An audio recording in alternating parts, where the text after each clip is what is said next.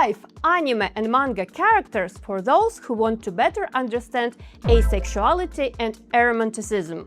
Asexuality means experiencing little to no sexual attraction, and aromanticism means experiencing little to no romantic attraction. Some people are both, some people are just one of those identities. In my case, I'm both, that's why I identify as asexual aromantic or ace-aro. For a long time, ace-aro characters in media mostly were either aliens or gods or some mysterious creatures, because it was considered that not experiencing these attractions is not human.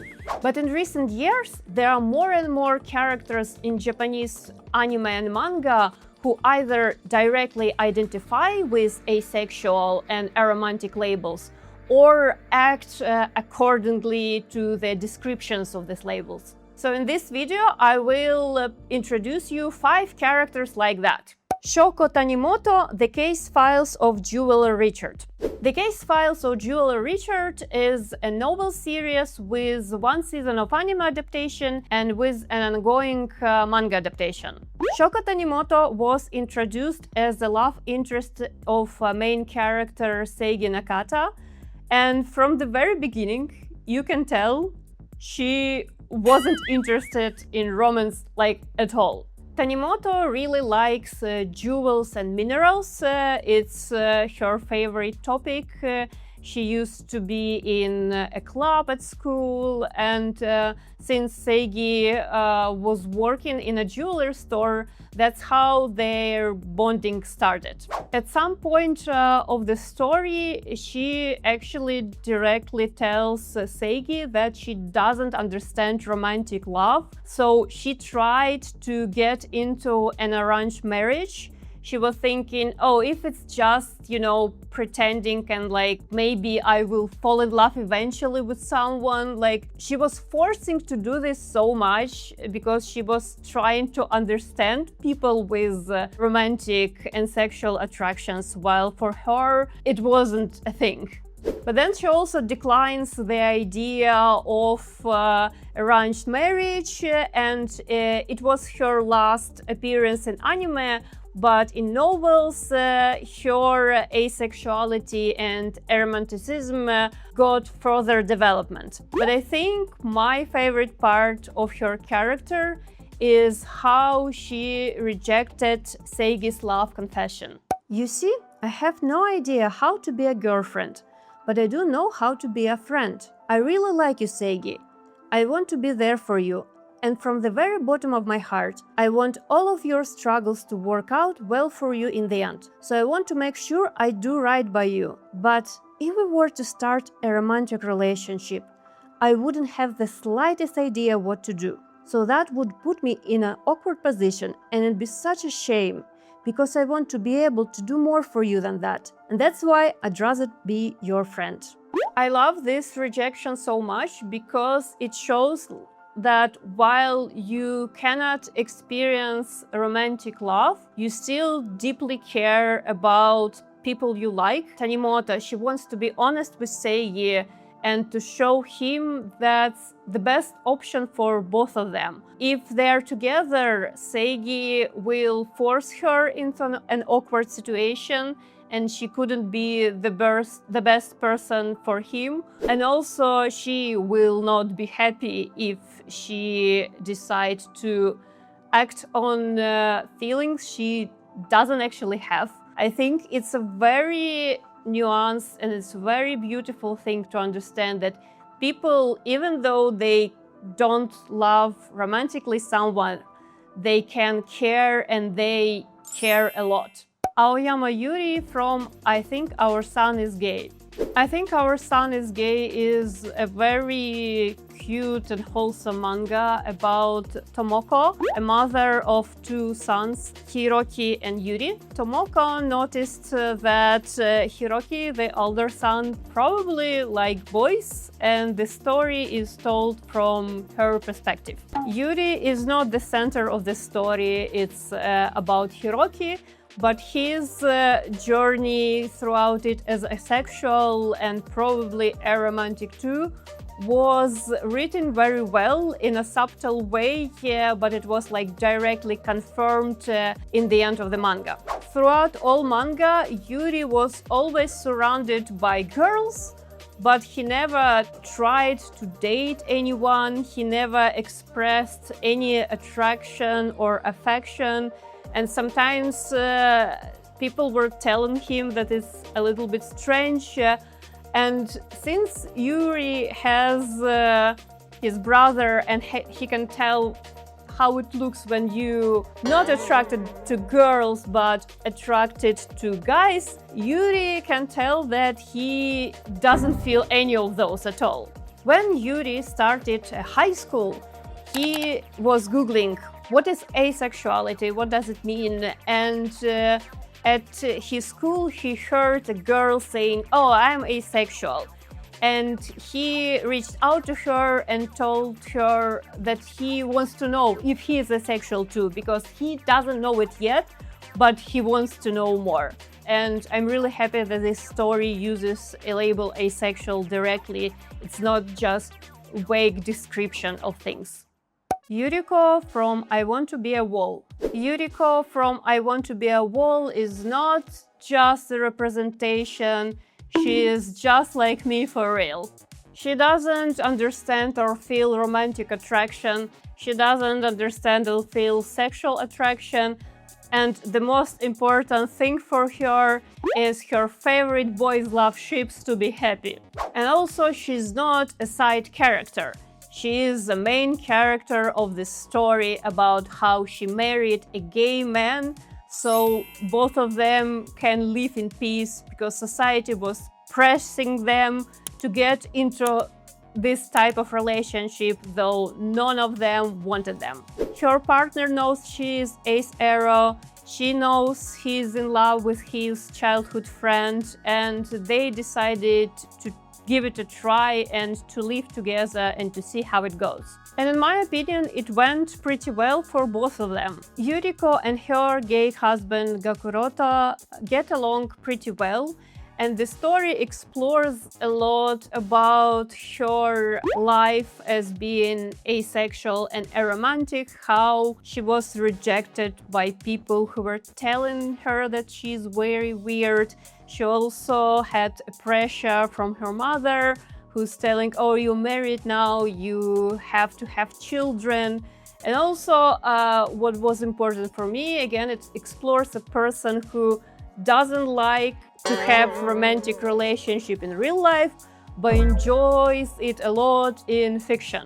A lot of people think that asexuals and aromantic people try to replace real relationships with fiction, but in case of aroace people, we just want fiction.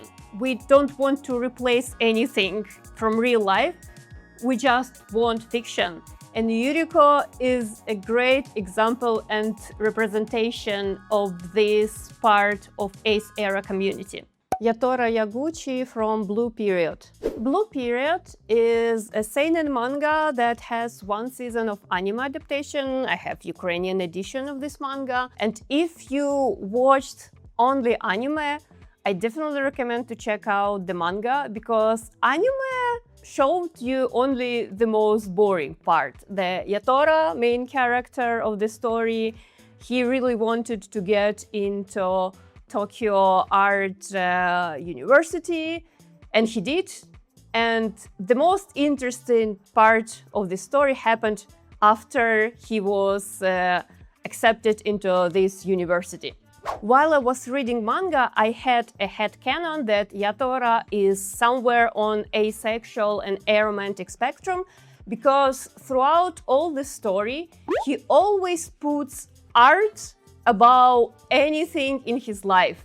And he had so many different relationships throughout the story, with classmates, with his friends, with his professors and teachers.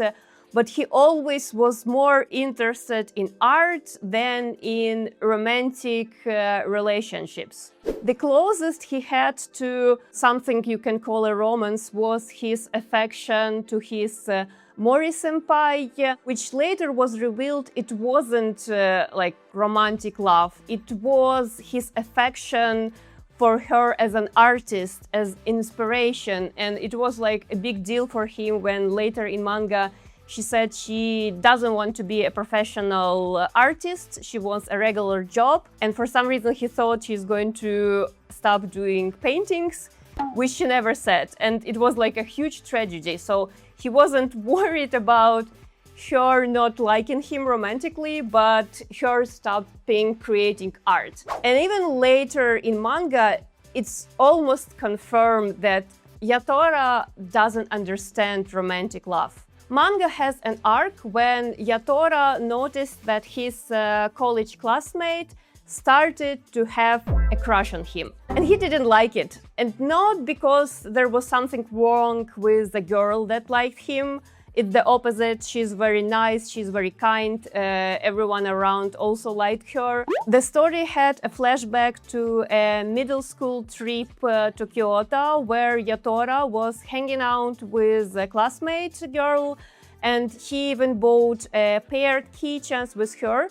And he was doing that because, again, he just wanted to hang out. He didn't think anything romantical about that. And when girl told him about her crush on him, he was so confused and she was very angry, and she told everyone about that, and it was like a trauma to him. I highlighted just some of the moments that can be read as asexual and aromantic in Blue Period, but the whole story have them.